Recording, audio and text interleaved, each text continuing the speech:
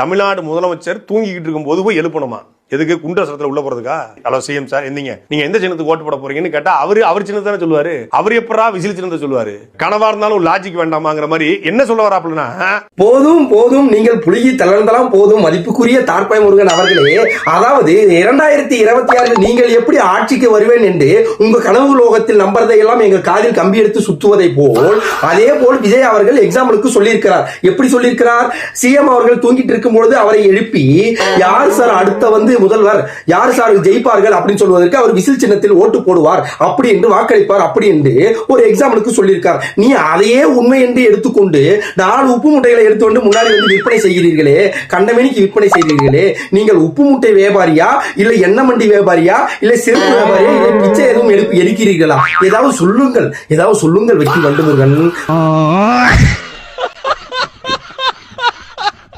இதெல்லாம் கூட விட்டுருவோம்டா.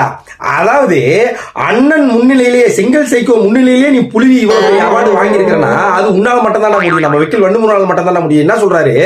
மாநாடுக்கு பிப்ரவரியில வர மாநாடுக்கு, என்டிகே கட்சி மாநாடுக்கு 2 லட்சம் சேர்கள் இந்த தமிழ்நாட்டுல எவனுமே வச்சதில்ல, உலகத்திலே எவனுமே வச்சதில்லைன்னு எங்க காதல உருட்டுறான் பாருங்க. உருட்டு என்னடே, விஜயகாந்த் அவர்களுக்கு வராத இதுவா கூட்டமா, இல்ல அம்மா ஜெயலலிதாவுக்கு வராத கூட்டமா, இல்ல எம்ஜிஆருக்கு வராத கூட்டமா, வாக்காடி இதெல்லாம் எதுவுமே தெரியாம, சரி விஜய்க்கு வராத கூட்டமா, இதெல்லாம் எதுவுமே தெரியாம இதுல வேற நடுவுல விஜய்க்கு உப்பு போட்டான். அதாவது விக்கிரவாண்டியிலேயே கம்மி தானாமா, அதெல்லாம் சும்மா தானாமா. எங்களுக்கு வரப்போற 2 லட்சம். எப்படி 2 லட்சம்? உனக்கு திறநிதி பிச்சை போட்டாலே 10 பேர் வரமாட்டான். போட்டதுக்காக போட்டுட்டுமே அப்படின்றதுக்காக உட்காந்து கன்றாவி பார்த்து தொலைவனான நீங்க புலி தண்டத்தெல்லாம் பார்த்து நிற்பான். இதுல வேற இவர் 2 லட்சம் சேர் அப்படியே புக் பண்ணி கீச்சிட்டாரு இவரு. வாடகை இன்னும் என்ன நீ பைத்தியக்காரனாவே நினைச்சிட்டு இருக்கிறல? இதெல்லாம் கூட விட்டுருவேன். நீ எப்படியும் மாநாடுக்கு 2 லட்சம் சேரை புக் பண்ணி இருக்கும் போதே உங்க மேல டவுட் எனக்கு. அதாவது எப்படியும் 20 பேர் 30 பேர் கூட வரமாட்டானுங்க. நீ என்ன பண்ணுவீங்க? கடக்கடன்னு ஓடி போய் மொழியே தெரியாத எவனோ கொளுத்து வேலை பார்க்கற இந்திக்காரனை கூட்டு உட்கார வச்சிருக்க. எதுக்கு? ஏன்னா அவனை ஏத்தி கேள்வி கேட்க மாட்டான். இஷ்டத்துக்கு பொய்யா புள்ளின்னு கிடலாம் பாரு. அப்புறம் என்ன பண்ணுவோம்? யாராவது காது கேளவரோட அப்படியே பார்த்து பொறுக்குவானுங்க. இப்ப காது கேட்காதவங்க, அதை இந்திக்காரனுங்க, அந்த மொழி கிடி தெரியாதவங்க மட்டும் உட்காந்து உட்கார வைப்பா. நம்ம புழுவுறதெல்லாம் ஒரு 2 மணி நேரம் கேட்டு உட்காந்து இருக்கணும்பா.